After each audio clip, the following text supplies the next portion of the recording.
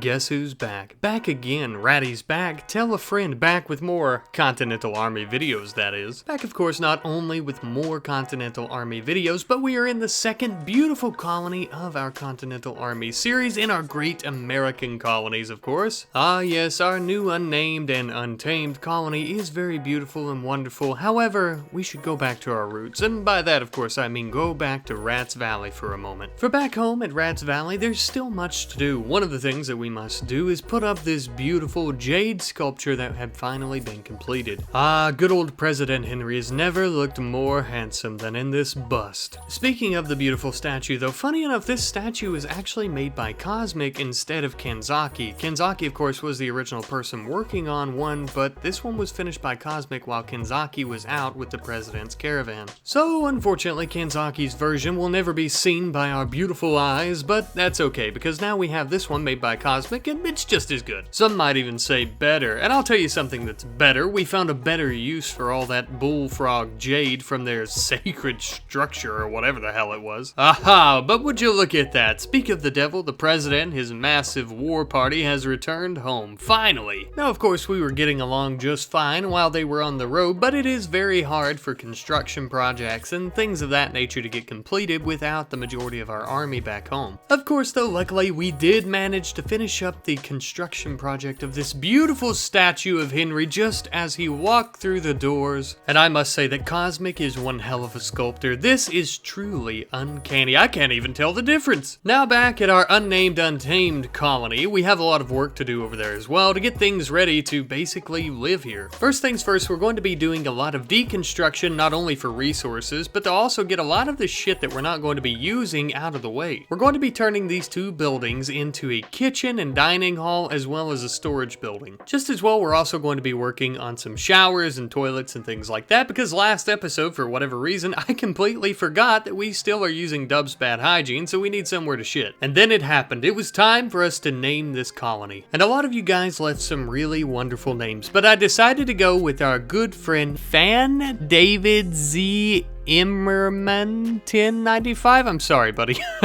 You have left the wonderful colony name of New Marseilles, I believe is how you pronounce this. That's what I'm going to be calling it, but it is to honor our French allies, and I absolutely love it, so thank you for that. Truly a magnificent, gorgeous name for a magnificent and gorgeous city on the rise. Well, colony, of course. Back home at our OG colony, though, there's still quite a bit going on. There's plenty of work to be done, especially on our roads. Of course, we have to ensure proper mobility around this colony, so we are continuing to work on our roads. However, while working on our roads of the colony, we ended up recruiting Kalwashesh. I don't know how you say it, but it's one of the furry man people that we captured from the British vassal state. Now, since our people at Rats Valley hate these furry bastards, we let him equip some new apparel as well as some weapons, and then we began to send him on his way to the new colony. Now, of course, it's not as though this is a punishment or anything like that, although we did make him walk all the way there all by his lonesome. No, it's simply because, well, we really just want to send the colonists that we've yet to give a shit about to this new colony in case it all burns down and they all die. On our way there, we received word of a factional bombardment. Apparently, two factions are just bombarding the absolute shit out of each other, but since we didn't know who it was, we didn't want to get involved. And then some time later, our hairy-ass friend finally made it to the new world, the new colony. And it was about this time I realized that I had forgotten our mortars just lying out there on the battlefield. And then I would once again forget about them once I saw that we had two brand new lovers. Oh my god! Apparently, our colonist Dongru really wooed Eva by playfully making fun of her hardiness, and apparently that just really warmed her up, and the two were in love now. So we decided to build them a beautiful little cabin they can share together. Somewhere nice and cozy that they may even be able to raise a family if they so wish. But it's going to be real darn hard to raise any families if we don't have any food, so we started working on some new crop fields. However, one of the wonderful crops we began planting was smoke leaf. You can think of it as like colonial hemp or something if you like, but we're going to smoke it. It doesn't matter. That was a joke, of course, because we're actually going to sell it, a bit of a cash crop, if you will. Something else that we have plenty of in this new world where our colony is plenty of wildlife, such as boars, and you know, I thought it would be really nice if we had some domesticated hogs that we could ride around on or just raise and slaughter. For now, we only managed to get one boar, but that was alright. We still began building a pen to keep her in as well as her future descendants. And I must say that she really seemed to enjoy it in there. Ah. And now with that completed, probably one of the most crucial things that we should have done before this, of course, is build some defenses. However, unfortunately, while building said defenses, we were then attacked by bullfrogs. Ah, shit, it appears we may have been a little bit too late on those defenses, but that's alright, we're still going to try and blast the shit out of them with our muskets. It's just a shame we couldn't send any cannonballs flying at their big, disgusting amphibian heads. Ah, there's always next time. Now then, as the frog warriors began approaching our front gates, we decided that we should probably run inside before we get overwhelmed. And that seemed to work for the most part. Until they started busting down our doors. Even though they had busted down a few of our doors though, they didn't fully come inside just yet, and with that being the case, we decided that we would be a little bit sneaky and pop out one of the side entrances and start firing upon every single frog we saw. After doing so, we then re-entered our colony and began trying to kill off any frogs that had actually made it inside, and after killing as many as possible, the others began to flee, a smart choice on their part. However, of course, before they left, they decided to leave us a few presents in the form of burning down our bathroom and one of the towers of our walls. Thankfully though, we did manage to get those put out. After putting out all the fires and trying to make sure all our people were tended to and whatnot, and didn't bleed to death of course in this rainy fog, we decided to begin rebuilding and working on our defenses once more. Of course though, with that being said, those defenses are not going to be that great if they're just made of wood and cloth and whatnot with the sandbags, so it's about time that we ship a massive load of bricks over to our new colony.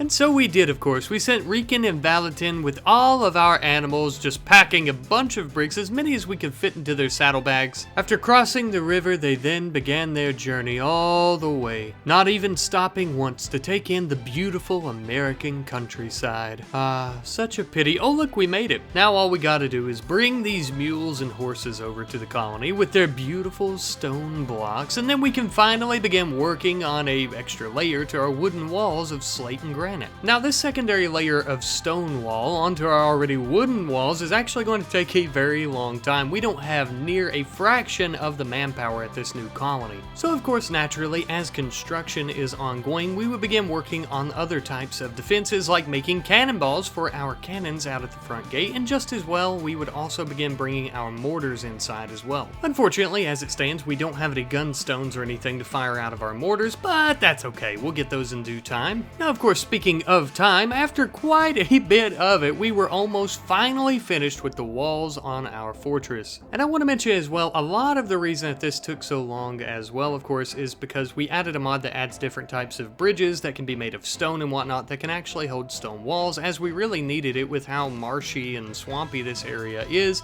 so those took a really long time as well. Now back home at good old Rats Valley, we had a Prussian bulk goods trader stop in nearby. This is our first, I think, Prussian trader really in the entire series, or if we had others I didn't mention them. Anyhow though, we had a smorgasbord of chickens and other goods that we decided to sell to them, and after selling them we got quite a bit of silver, even though we also bought 15 components from them for our gun production. But you know, I began thinking to myself, we have all this silver yet we just keep it in our warehouse. Surely, Rat Daddy, you could build a bank. You know me, you're onto something. So I, the Rat Daddy, have decided to build a bank out of granite stones, the most powerful and defensive of all the stone. We had ourselves some wooden pallets to store all our riches on. Unfortunately, at this moment, we don't have a floor, but we'll get around to building one. Ah, yes, things are wait a minute.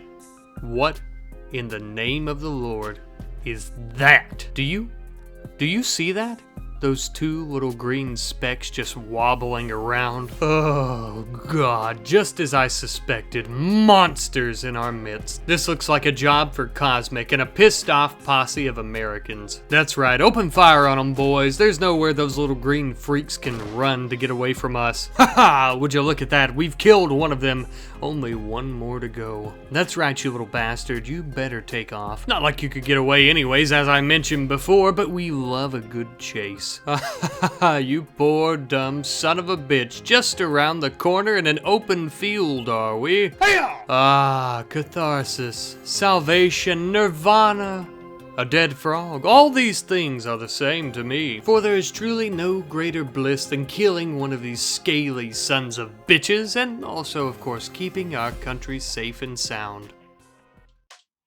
But of course, speaking of keeping our country safe and sound, we're going to need some new weapons, so we had Kenzaki begin researching some more. Now of course, up until this point, we have been doing a lot of research into different types of weapons and things like that, but something that we have yet to actually research are repeaters. So percussion repeaters are going to be the next step, at least in my mind, of our standard military weaponry. So of course, with this newfound technology, we would immediately go to the gunsmithing table and begin working on some Colt ring lever repeaters. Now of course, since we're going to try to make this the standard rifle for our army, we're going to be making quite a few of them. However, I do expect this to take a very long time to get all of those rifles completed. In the past, just 10 or 5 rifles or so have taken a very long time, so this is going to take a while. So in the meantime, I've decided to equip 5 soldiers with very specific weapons and armor so that they may join our cavalry units. Yes indeed, you have heard me correctly, I'm adding 5 more members to our cavalry.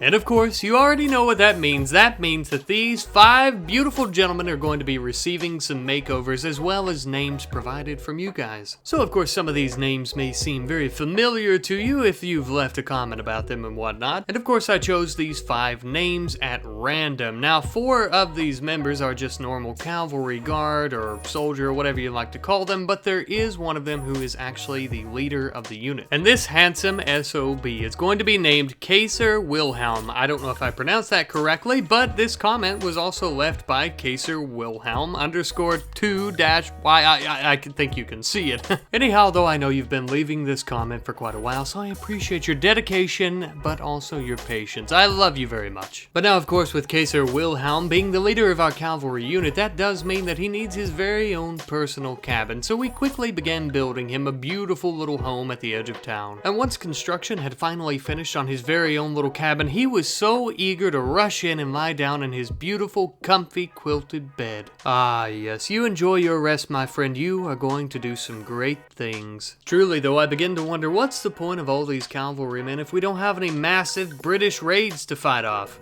Oh, there we are. Haha, yes indeed. Finally another British battle. It would appear that we're being raided by 3 separate groups. And it would appear, of course, that these groups are fairly well sized as well, with a few different varieties of soldiers, from linemen to officers, and that's kind of it. Infantry, that's about it. But still, of course, nevertheless, a very exciting battle. Something extremely exciting as well. It would appear that there is a governor among them. Ah, yes, the famous world-renowned British governor known as Governor Wiggly Snout. Your reputation precedes you, my friend. But of course, if you'll excuse me, I and my men must prepare to beat the absolute dog shit out of you fools. I have nothing but the utmost pure of faith in all my men, and I have nothing but the purest belief that this is going to be a battle for the ages.